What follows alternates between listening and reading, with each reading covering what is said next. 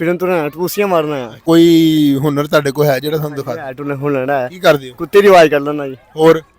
बुलाओ बूटो की आवाज कर लेना। ਅੱਛਾ ਜੀ, ਉਹ ਸੁਣਾਓ ਕੋਈ ਸਾਨੂੰ ਕੱਢ ਕੇ। कुत्ते की आवाज सुनाने लगा।